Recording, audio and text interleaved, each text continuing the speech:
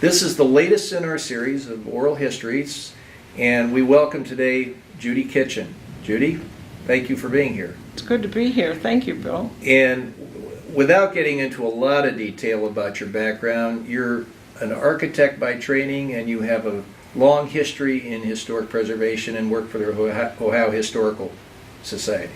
Right. My background is professional background in architecture and architectural history. So when I was in college, I was interested in old buildings. That's what I wanted to do. And then I also have a background in business administration and real estate and finance. I've been working professionally in historic preservation, specifically at the Ohio Historical Society. I also taught part-time in the Department of Architecture at Ohio State for many years, but I've been working at the Ohio Historical Society since 1970, a long time, except for the period of 91 to 97, when I was not working there. So moving to German Village in 1977 must have been a great match for you with its historic background. Oh, it was. I first started looking for a house to purchase it was either 74 or 75. And I found one that I really liked on South Fifth, but we couldn't agree on a price. It was very frustrating.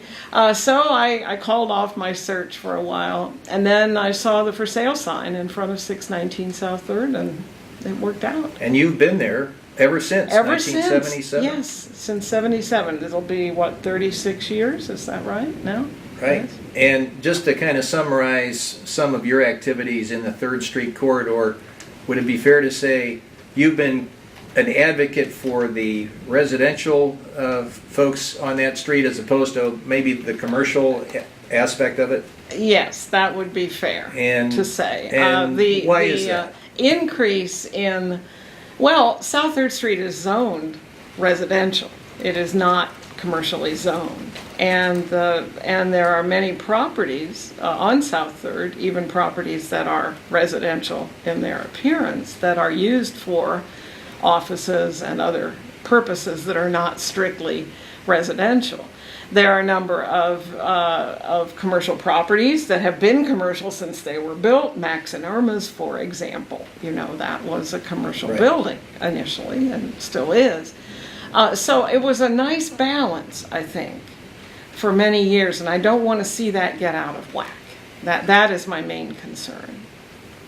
When after you moved here, you became involved in several activities, one of which was joining the board of the German Village Society. Yes, I was a member of the board in the 80s and for a period of time. Then to follow up on that, I was a member of the commission for 2 terms, ending in the late 80s. And just as a little historic anecdote, you told me that there was a little issue with the society and you because there was an attempted expansion of the jurisdiction of this commission that you were involved in, and maybe the society wasn't in favor of it. Tell us about that. Well, yes. The German Village Historic District was listed on the National Register in the 70s, National Register of Historic Places in the 70s. I work at the State Historic Preservation Office, which is housed at the Ohio Historical Society.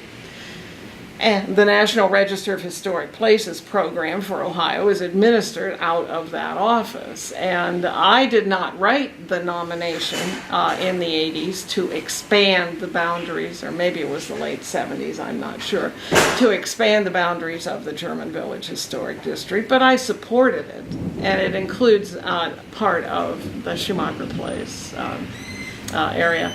And I supported it, and that did not sit very well with some of the leadership of the German Village Society, who were not excited about my joining the board. In any event, that did not come to pass. That did come to pass. Oh yes, that nomination was approved. No, I meant the expansion of the jurisdiction. No, the National Register of Historic Places nomination came to pass. No, it was never a proposal to expand the jurisdiction. It was never a local proposal.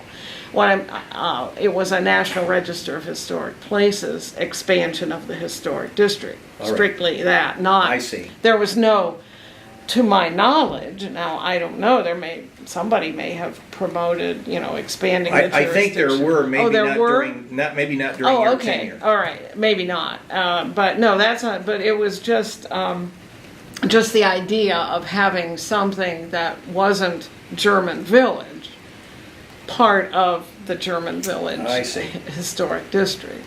Yeah, So there came a point in time where you became a commissioner. I did. And that was, I think you said you served 2 terms. I did. Roughly in the early 80s to about 1989, somewhere in there. Yes, I was on in the commission for 6 years. Now I guess the terms are 3 years, right?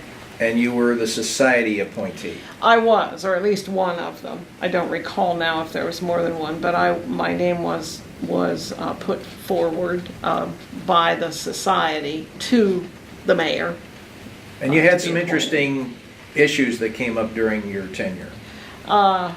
Yes, well, during anyone's tenure, I suppose, but the issue of additions was a big issue. People wanted additions, and I would often complain about, and the other commissioners would remember this, about people with, large families buying a two-bedroom house, a little house, a cottage perhaps, assuming they would get approval to build a big addition. And I had difficulty with that. Not every proposal can be worked out satisfactorily. Our job is to protect the integrity of the historic buildings and the ensemble, if you will, of historic buildings. So at times you ended up being a lone voice of no on those Sometimes votes. I was, not always, but sometimes I would say no, and others would approve. And I believe you said, aside from the historic district, sometimes you had concerns about infrastructure and drainage and those types Those of came things. up later. This wasn't something that I was smart enough to think of back then. But certainly, recently, it's raining right now, and I'm wondering, how hard is it going to rain, how long, and is my basement going to flood? Meaning the sewer backs up, not water coming in from outside. I think we should have thought about that. We should have thought about, before we filled in South 3rd Street, so there are no curbs in many areas of South 3rd, we should have thought about what that extra layer of asphalt is going to do. There's no drainage there, it just all drains in yards. Hopefully we'll fix that. I hope so. I think that would be a wonderful thing. I hope we can stop doing studies of South 3rd and actually do something with South 3rd Street. There were issues with curb cuts that occurred. This was toward the end of my service on the commission. But people wanted a curb cut. They wanted to try to squeeze a parking space in anywhere they could, or get a variance, get a side yard variance, and those were approved more often than I would have, than I liked. Another controversial issue that came up during your tenure was the Max and Erman's expansion. Oh yes, I remember that Well, vividly. tell us your views on that. Well, I work every day in my job, in my profession, reviewing projects, grant projects, projects for which individuals and throughout the whole state have applied for federal or state tax credits. And we apply the Secretary of the Interior standards for rehabilitation. I know that the German Village guidelines are based on those standards, and they're very specific to German Village. But in my opinion, there is no way that addition meets any standards that I've ever run across. So there have been differences of opinion amongst commissioners on this and other issues as time's gone by, and I guess that will always be the case. That will always be the case. I'm sure it's true now. In fact, you said that sometimes being a commissioner can be a tough job as far as your relations with other folks and saying no. It's a thankless job. I mean, if you have a desire to please no one, then that's the job for you. I loved my work. Understood. Don't misunderstand me. I loved my work on the commission. It was very, it was very time consuming for the point of view of the meetings were so long. They started at 4 o'clock. They ended sometimes at midnight with no dinner and very few breaks. You know, we had so many applications and so much individual work done on each one to improve it or to redraw it or do something that took time. Given your 2 terms on the commission and kind of looking back, what do you take away from your experience with the German Village Commission? I think the commission is essential. It scares me to think what German Village would look like if there had been no commission. I think the commission does a good job overall. I think looking back, and I know that every commissioner would agree with this, I wouldn't even have to ask them, that there are decisions that were made in the past that would never be made now in the same way. And that's another thing that used to bother me. People would come to the commission with evidence of how their proposal should be approved because so-and-so down the street got theirs approved 5 years ago and it was the same thing, or over on another street, you know, it was approved. And, you know, we learn from our mistakes, and sometimes we realize after approving something that, ooh, that was a bad idea. That was really, you know, we're not going to do that again.